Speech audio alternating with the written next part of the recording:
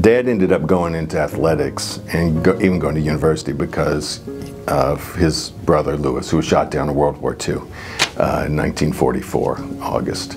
And before Lewis went to the war, he told my grandmother, my dad's mom, if I don't come back, use some of the insurance money to send Bob to college. And as it was, Dad was the only one who went to college.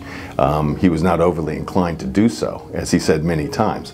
He had played sports all through high school. He'd actually stayed an extra year in high school playing football in Shreveport, where he grew up. He'd been scouted by the Yankees as a pitcher in upstate New York when he was in the Air Force. But he ended up going to college, got a master's degree, and was offered a job in New Orleans at the startup UNO. He was the first coach ever hired at UNO. And so it was the kind of deal he couldn't pass up. Dad loved three things. He loved his family, he loved sports, and he loved music. That was his life. And he was also a religious person, he was also a Christian. But he felt, it was interesting because for Dad, they were all, I think it's safe to say they were all one thing. They were all part of one whole of his purpose for being alive. You know, late in life, I asked Dad, I said, you know, he was on his deathbed literally for a few weeks, and we were talking just the way you do. You're sitting there, you know, and he was sick for a long time. And I said, what did you like best about the coaching, Dad? And now this is a man who was very successful with his teams, created programs, etc. and everything.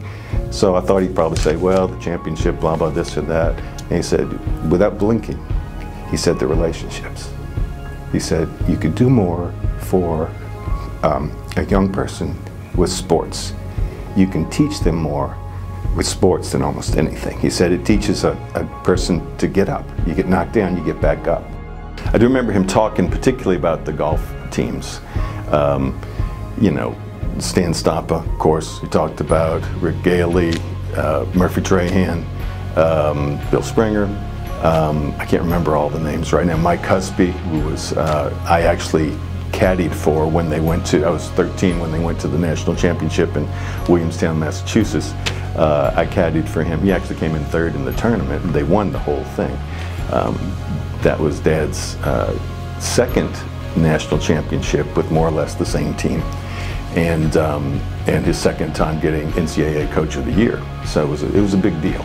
So we talked about that a fair amount regarding the golf. I also remember as a kid, so I don't remember when they stopped funding football at what was then LSUNO. But I remember him being, I was a kid, and I remember him being really disappointed about that. It was as though, you know, someone had just taken something that he had really, you know, like taking one of his kids that he'd really worked hard to do. And, you know, the truth of the matter is, it was 1965, 66, 67, and you know, just to speak frankly, Dad was integrating the team. You know, he didn't think twice about that. Dad had no sense of color, period.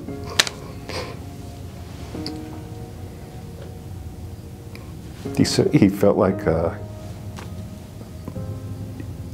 what matters is who you are and can you win?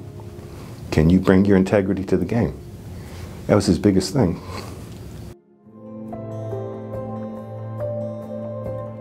I think if Dad was here, he would thank everybody he worked with, but I think mostly he would thank the various people on the teams he had. Those are the people he loved. He loved those kids. You know, now they're all older than me, grown up, everything else, but some of them are gone. But he loved them. He really did. In the idea that he could have an impact, a positive impact on someone's life, even in just seeing them a few hours a week kind of thing. I think that really mattered to him. Kind of on a separate note, my dad's dad died when he was about 15 years old, but he had worked at an oil refinery in Shreveport, and he coached teams on the side, just community church teams, kind of basketball teams, baseball teams, and stuff like that. So I think that Dad's natural inclination, you know, his dad died at a certain age, his uncle wanted him to go to to college to become whatever he wanted. So I think Dad's natural inclination was to say, you know, my dad did so much good in the community just working with young people on sports teams. This is really a worthwhile thing to do, and I love sports anyway, so that's the direction he ended up going. So, yeah.